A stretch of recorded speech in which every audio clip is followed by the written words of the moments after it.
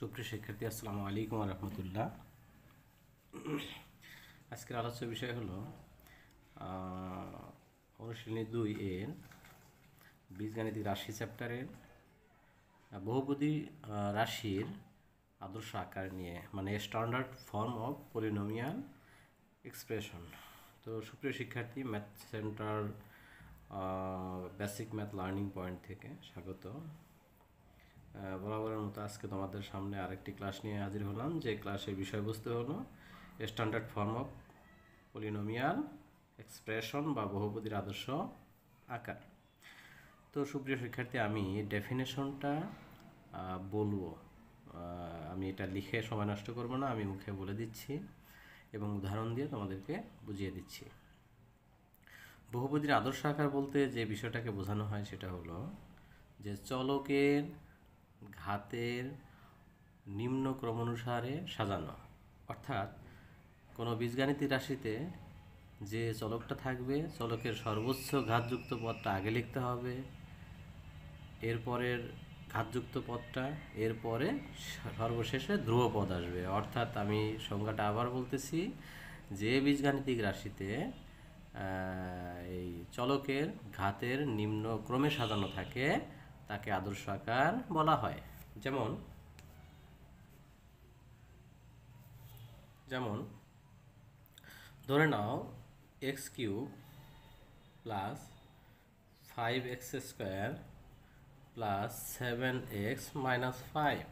এটি দেখো, এখানে চলক হলো এক্স, এখানে সর্বোচ্চ ঘাতযুক্ত পদটা আগে, এখানে 3, এরপর এক্সের ঘাত 2, এক্সের ঘাত 1, এখানে কনস্ট্যান্ট টার্ম বা ধ্রুবপদ, যেক্ষেত্রে এক্সের পাওয়ার 0 বিবেচনা করা যায়।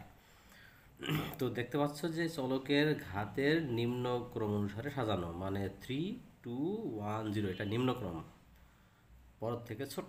সো এই আকারটাকে বলা হয় আদর্শ আকার বা standard form of polynomial expression.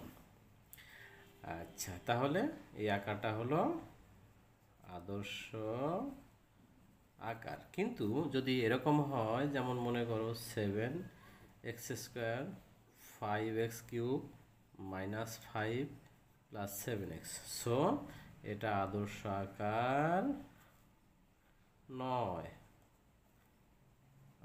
নয়। তা আদর্শ আকার বলতে যেটা বোঝানো হয় সেটা হলো চলকের ঘাতের নিম্নক্রমে সাজানো। তো যেমন একটা রাশি এখন দেখো, suppose 7x cube 7x square plus 8x minus 3, এটা কিন্তু আদর্শ আকার। এই সর্বোচ্চ ঘাতযুক্ত যে পদটা দেখতে পাচ্ছ, এইটাকে বলা হয় মুখ্য পদ বা ফান্ডামেন্টাল টার্ম বা লিডিং টার্ম, অর্থাৎ 7x কিউব। তো এই সর্বোচ্চ ঘাতযুক্ত পদের যে সহগটা থাকে সেটাকে বলা হয় মুখ্য সহগ বা ফান্ডামেন্টাল কোএফিসিয়েন্ট, যেখানে 7 এটা হলো সহগ, সর্বোচ্চ ঘাতের সহগ, সো এটা মুখ্য পদের সহগ হলো 7। যদি এখানে মাইনাস থাকতো তাহলে -7 হতো। এবার ধ্রুব পদ বা কনস্ট্যান্ট টার্ম,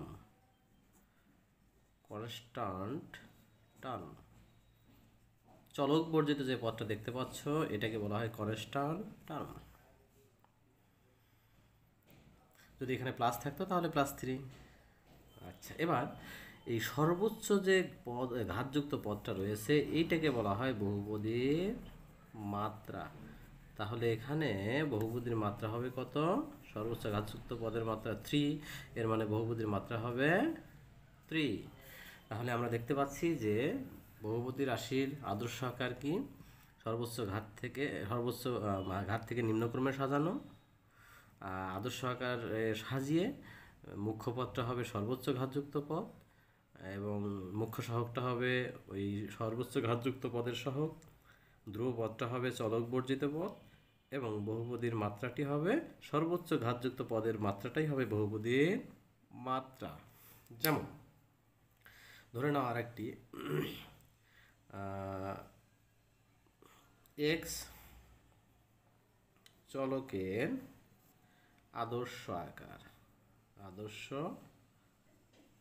আকার। সাপোজ ধরে নাও আমি দুটা চলক লিখলাম, তবে এক্স চলকের আদর্শ আকার, যেমন y square x cube 7y x square plus 2x y plus 3। দেখো এখানে কাকে চলক বিবেচনা করা হয়েছে? এক্সকে চলক বিবেচনা করা হয়েছে। এক্সটার প্রত্যেকটা পদে ডান পাশে থাকবে।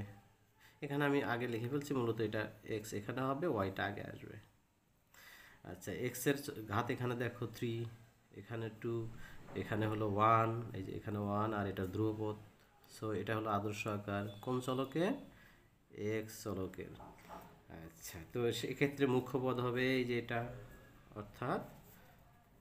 অর্থাৎ মুখ্য পদ হবে ওয়াই স্কোয়ার এক্স কিউব, আর মুখ্য সহগ হবে এই যে সর্বোচ্চ ঘাতযুক্ত পদের আগে চলক ছাড়া যে পদটুকু দেখতে পাচ্ছ ওয়াই স্কোয়ার, এই পুরোটাই হবে মুখ্য সহগ।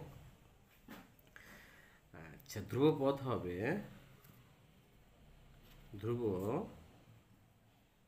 হবে 3, আর বহুপদীর মাত্রাটি হবে 3 মাত্রার বহুপদী।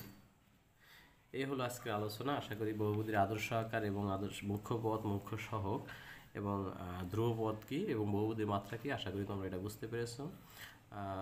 আশা করি বুঝতে পেরেছো কিনা কমেন্টসে জানাবে। তোমাদের অসংখ্য ধন্যবাদ। আসসালামু আলাইকুম রহমতুল্লাহ।